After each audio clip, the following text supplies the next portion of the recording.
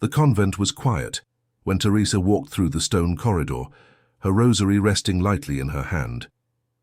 Evening had settled over Ávila, and the last light of the sun flickered faintly through the small windows, casting long shadows across the floor.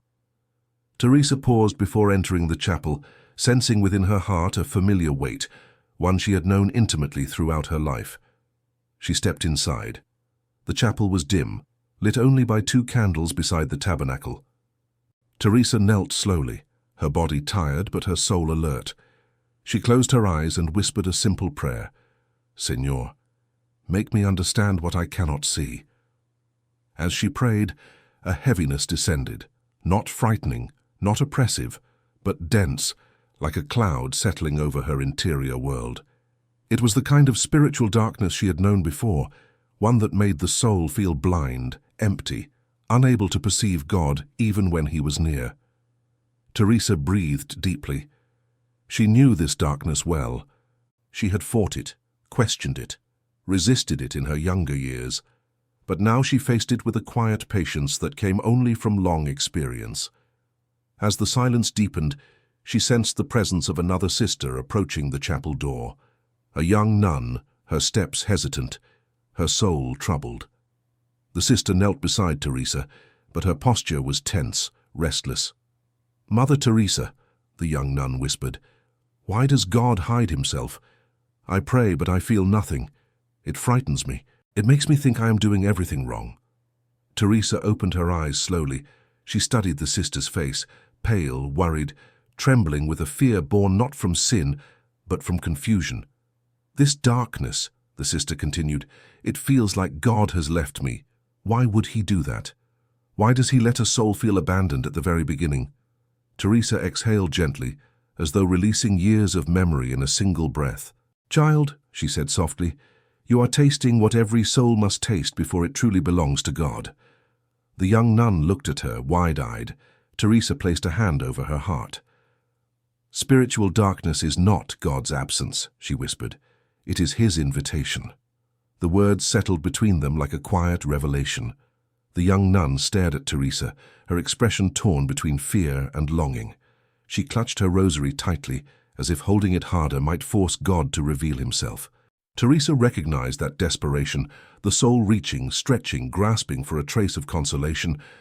She had once been that young nun, trembling in the dark hallways of her own interior life. "Mother," the sister whispered, her voice cracking, "if it is an invitation, why does it feel like punishment? Why would God hide from a soul that wants him?" Teresa rested her hands gently on her lap, her eyes drifting toward the flickering candles. "When a soul begins to seek God sincerely," she said, "it expects him to fill every silence, to comfort every prayer. But God is not content to be only a feeling. He desires to be everything." The nun frowned softly. "I don't understand." Teresa smiled with a tenderness that held no condescension. "Listen carefully, child. When we begin to pray, our love is fragile, dependent, easily discouraged. If God flooded us with sweetness at the beginning, we would cling to the sweetness, not to him." The young nun blinked, stunned by the clarity of the words. "The soul must learn," Teresa continued, "that God is God even when he is silent, even when he hides, even when he withdraws the warmth we desire." The sister lowered her gaze. "But the silence frightens me. It makes me feel unworthy or abandoned." Teresa shook her head gently. "No, the darkness you feel is not rejection. It is purification. God allows the soul to walk without light so that it may learn to love him by faith, not by emotion." The chapel was still, as if every stone leaned in to listen. "When you feel nothing," Teresa said softly, "he is teaching you to seek him for who he is, not for what he gives." A tremor ran through the young nun's breath. "So this emptiness is necessary?" Teresa nodded. "Yes. Before God fills a soul with his light, he empties it of everything else, its illusions, its dependencies, its childish ideas of him." The nun looked up again, her eyes watered not by despair, but by a dawning understanding. "Then," she whispered, "the darkness is not the end, it is the beginning." Teresa smiled, her face serene. Exactly. Every true journey toward God begins in a night that teaches the soul how to see. The young nun wiped her eyes gently, as though Teresa's words had opened a window inside her, letting in a faint breath of understanding. But another doubt quickly surfaced, one that weighed heavily on the hearts of many novices. "Mother Teresa," she whispered, "if this darkness comes from God, why does it feel so cold? Why does it feel as if he steps away the moment I try to step toward him?" Teresa's face softened with a mixture of compassion and deep spiritual knowing. She leaned slightly closer, speaking in a tone that held the weight of lived experience. When a soul begins to love God, even imperfectly, it imagines he will embrace it immediately. But love must be tested before it can be trusted. God steps back a little, not to abandon the soul, but to show it what it truly desires. The nun looked confused. "What do you mean?" "Child," Teresa said gently, "if God gave you only sweetness when you prayed, would you love him, or would you love the sweetness?" The sister's lips parted slightly in realization. Teresa continued, her voice low and steady. "The spiritual darkness you feel is God removing the lesser comforts so the soul may seek him alone. Not his gifts, not his consolations. Him." A hush settled over the chapel. Even the candles seemed to quiet their flickering. "When God hides," Teresa said, "the soul begins to see its own attachments, its need for control, its fear of silence, its dependence on emotion." The young nun lowered her head, as though recognizing her own heart in those words. Teresa gently lifted her chin with her eyes, not her hand. "Do not be ashamed. All of us begin this way. Even I feared the darkness when it first came. I felt lost, empty, unworthy. I begged him to return. But it was in that darkness that my soul learned what it could never learn in the light." "What was that?" the nun whispered. "That God is nearer in his silence than in his consolations. The darkness you taste is not the absence of God. It is his presence in disguise, stripping the soul of false light so that it may find the true one." The nun exhaled shakily. "I never knew God worked this way." Teresa smiled. "Few do, until they walk through it. But once the soul understands, the darkness no longer terrifies. It becomes a classroom where God himself teaches." The young nun shifted her weight, her trembling beginning to settle. Teresa could see that the sister's soul was opening, slowly, cautiously, like a flower that had grown used to darkness and was now seeing the hint of dawn for the first time. "Mother," the nun whispered, "when the darkness comes, I feel as if all my efforts collapse. I pray, but the words feel empty. I meditate, but my mind wanders. I try to love God, but all I feel is dryness. How can this be good for the soul?" Teresa breathed in deeply, her eyes drifting toward the tabernacle. She understood exactly what the sister meant. It was the dryness, the spiritual desert, that had once made Teresa believe she was failing at prayer, failing as a nun, failing as a daughter of God. But she had learned. "Child," she began gently, "you must understand something essential. God allows dryness so the soul may grow in humility." The nun blinked, surprised. "Humility?" "Yes," Teresa said. "When prayer is sweet, the soul believes it has succeeded because of its effort. When prayer becomes dry, the soul realizes it has nothing, not even a single drop of devotion, without God's grace." The sister's face softened into contemplation. "Dryness teaches us," Teresa continued, "that prayer is not about feeling. It is about fidelity. A soul that only prays when it feels, God will never grow beyond childhood." The nun swallowed gently. "So when I feel nothing, I should continue?" Teresa nodded. "Especially then. Praying in the dark is worth more to God than praying in the light. Anyone can pray when the heart is full. Only a soul that truly seeks God can pray when the heart is empty." The young nun looked down at her rosary, letting the words sink in. "And child," Teresa added softly, "the dryness purifies the soul of pride. It exposes our weakness, our impatience, our illusions about our own holiness. When the soul sees itself as it truly is, God can begin his work.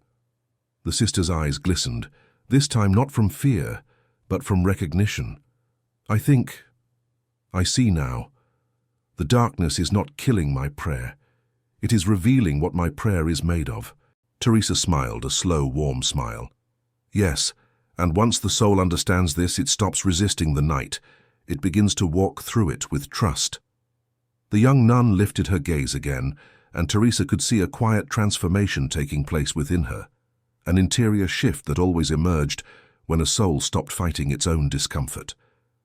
The sister's voice was softer now, her questions less driven by fear and more by yearning.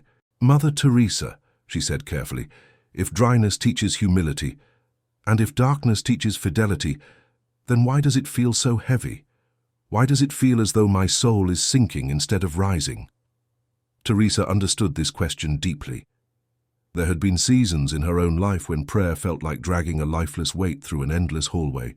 She had battled her own fears, her doubts, her impatience. She knew the heaviness well. "The heaviness," Teresa said, "is the soul discovering that it cannot lift itself."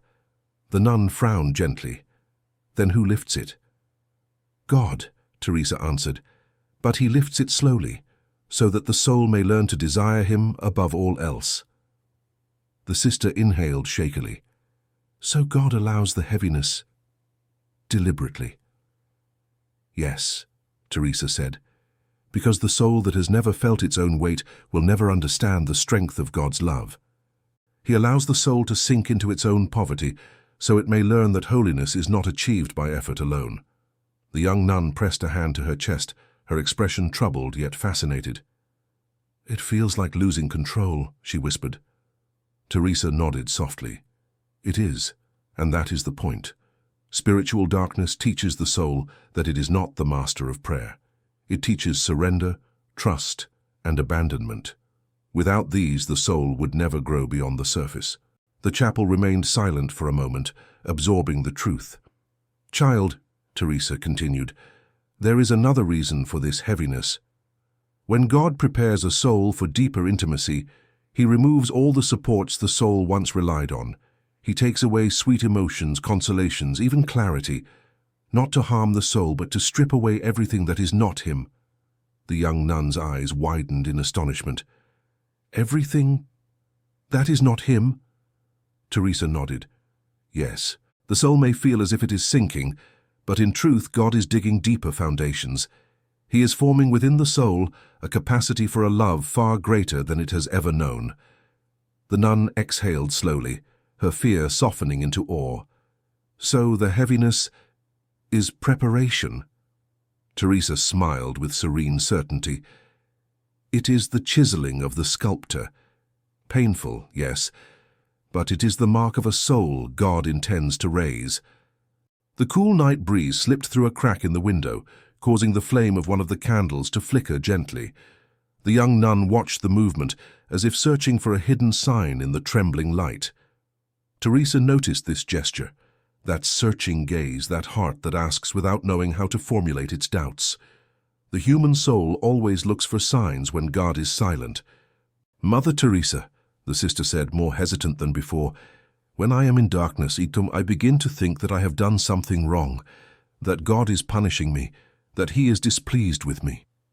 Teresa smiled tenderly, not because she found it funny, but because she had already asked herself those same questions. "Many think that way," she replied. "But God does not use darkness to punish. He uses it to purify." The nun frowned. "But how to differentiate? How to know if the darkness comes from God or from me?" Teresa inclined her head slightly, reflecting. "The darkness that comes from God is silent, profound, but not despairing. It doesn't suffocate. It reveals. It shows the heart how much it still needs him. Now the darkness that is born from ourselves, or from the enemy, brings bitter restlessness, wounded pride, irritation, and despair." The young nun breathed deeply, almost relieved. "So what I feel, this silence, this lack of consolation, doesn't mean that God is far away?" Teresa shook her head. "No. It means that he is working in a way that you don't yet understand. When God approaches to transform a soul, He does so in the shadows, not in the light. The light will come later, when the work is finished. The sister lowered her eyes. But if he is near, why don't I feel him? Teresa smiled, this time with the wisdom of one who has walked long inner deserts. Because feeling is not the same as believing. God teaches the soul not to depend on emotions. He educates it to love him even in emptiness. Silence fell again, soft, almost welcoming. Teresa finished. When God allows a soul to walk in the night, it is because he considers it strong enough to grow. He never gives this trial to the weak, only to those he wishes to elevate. The young nun raised her face, and for the first time, there was no fear, only understanding. So, she murmured, darkness is a mark of trust? Teresa nodded. Yes, and it is the door through which many souls enter before finding the true light. The young nun's shoulders relaxed slightly, as though a hidden burden had loosened its grip on her heart. Teresa watched her with gentle satisfaction. A soul that begins to understand its darkness is already stepping into a quieter, deeper kind of light. Still, the sister's voice carried another question, one Teresa knew would emerge sooner or later. Mother Teresa, she whispered, if God uses darkness to purify, why does it come so suddenly? One day, I feel his nearness, and the next, I feel utterly lost. Why does it change so quickly? Teresa breathed in slowly, recognizing the familiar ache beneath the question. Because, she said softly, if God withdrew his sweetness gradually, the soul would cling to the last drop. It would never learn to let go. The nun frowned gently. So the suddenness is intentional? Yes, Teresa replied. The abrupt silence breaks our dependence. It teaches us that God cannot be controlled, measured, or predicted. He comes and withdraws according to his wisdom, not our comfort. The young nun looked down at her hands. It feels like my heart is being stretched. Teresa nodded. Exactly. Darkness stretches the heart so that it may receive more light later. A small heart cannot contain a great grace. The chapel seemed to deepen in stillness at her words. Child, Teresa continued, God gives himself to beginners like a mother gives milk to a newborn, gently, continuously, sweetly. But when the soul begins to grow, he offers something stronger, something more nourishing, something that requires maturity to swallow. The nun looked up slowly. And that stronger nourishment is the darkness? It is the beginning of it, Teresa said with calm certainty. The soul learns more from one night of confusion than from 100 days of sweetness. A spark flickered in the young nun's eyes. Not joy, not yet, but recognition. Mother, she said softly, I'm starting to see that the darkness is not rejection, but invitation. Teresa smiled warmly. Yes, God invites the soul into a deeper love, one that is not based on feeling but on surrender. He teaches the soul to walk by trust, not by sight. The nun exhaled, a quiet peace settling over her features. Then, the day the darkness arrives is not a day of abandonment. Teresa shook her head. No, it is the day God begins his deeper work. The quiet chapel seemed to breathe with them as the young nun absorbed Teresa's words. Her heart no longer trembled with fear but with an unfamiliar clarity. The first glimmer of understanding that suffering in prayer did not mean failure, but formation. Yet another question rose within her, fragile but earnest. Mother, she asked softly, if the darkness is God's work, why does it make me feel so empty? Why does it seem like everything inside me is being erased? Teresa folded her hands gently on her lap, her expression serene. Because, she said, before God writes his truth on the soul, he erases what is false. The nun blinked slowly, letting the words settle. Spiritual darkness, Teresa continued, is not only the removal of light, it is the cleansing of illusions, the illusions we have about God, about ourselves, about holiness. God allows the emptiness so he may fill it with something real. The young nun's voice trembled. What illusions? Teresa looked at her with tenderness. The illusion that we control grace, the illusion that feeling holy equals being holy. The illusion that prayer must always be sweet. The illusion that God belongs to us, instead of us belonging entirely to Him. The sister lowered her gaze. I didn't know I carried those illusions. Teresa nodded. Most souls do, even without realizing it. The darkness reveals them, because nothing hides in the night. A long silence followed, but it was not heavy. It was clarifying. And child, Teresa added softly, emptiness is a gift, for only an empty vessel can be filled, only a silent soul can hear God's whisper. The nun inhaled, understanding dawning like the faintest sunrise. But mother, if emptiness is a gift, why does it hurt? Because love is being purified, Teresa replied, and purification always hurts. God does not hurt us to punish. He hurts us to detach. He removes what we cling to, so we may cling to Him alone. The sister leaned forward, her voice barely a breath. Then the pain means He is near. Teresa smiled gently. Yes, when God deepens a soul, He passes through it like fire, not to destroy, but to refine. The darkness is simply the shadow cast by His work. The young nun closed her eyes slowly, not in despair, but in surrender. I think, she whispered, I am ready for Him to work. A deep stillness settled between the two women, the kind that only appears when a soul finally stops resisting God's work and begins to lean into it. Teresa felt the shift, gentle, subtle, yet unmistakable. The young nun's heart was no longer fighting the darkness. It was beginning to receive it. But one last question lingered, one Teresa recognized from her own spiritual battles. Mother Teresa, the nun whispered, her voice fragile but clear, if God uses darkness to teach us, when does the light return? How does a soul know the night is ending? Teresa exhaled softly, her eyes lifting toward the tabernacle, as though remembering her own long nights of spiritual desolation. The light returns, she said, when the soul stops demanding it. The nun stared at her, stunned. God gives the light not to those who grasp for it, Teresa continued, but to those who surrender the need for it. When the soul accepts the night with trust, the dawn begins, not always with emotion, but with clarity, strength, and peace. The young sister's expression softened into contemplation.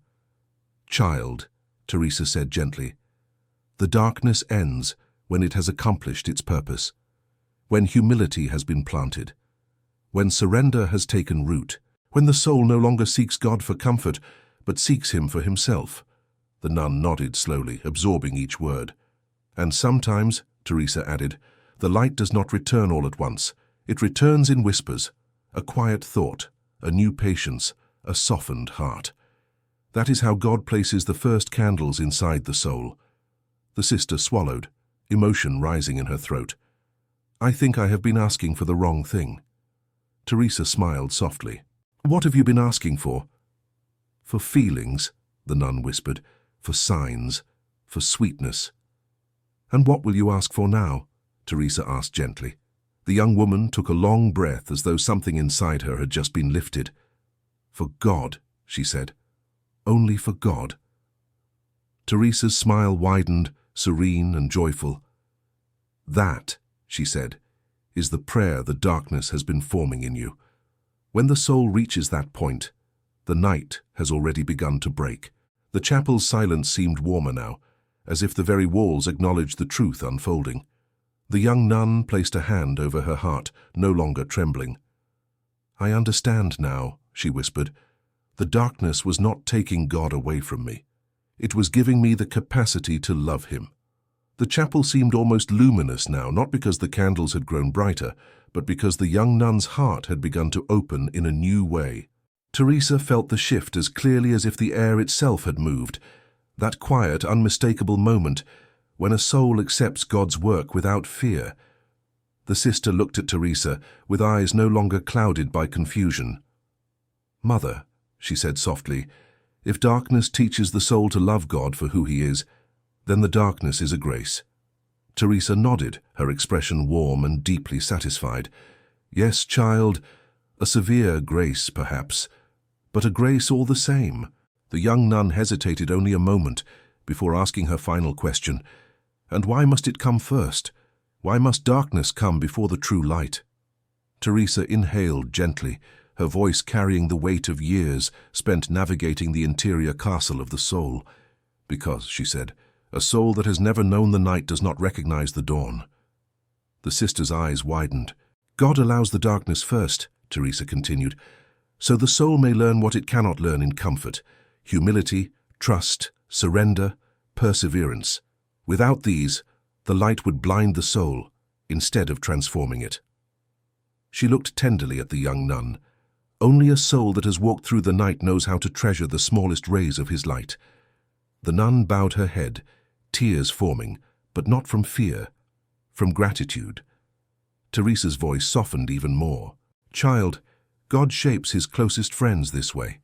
He leads them into the night not to harm them, but to empty them of everything that is not him. Then, when he finally gives his light, it fills a heart that has space for it.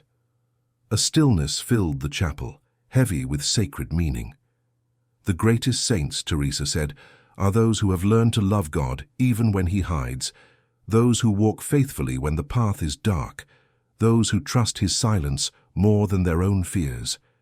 The young nun lifted her gaze, now steady and filled with peace. Then I am no longer afraid, she whispered. Teresa smiled, radiant and calm. Good, for the soul that receives the darkness with trust is the soul God will soon illuminate. The chapel fell silent again, but this time it was the silence of understanding, the silence of surrender, the silence through which God himself speaks.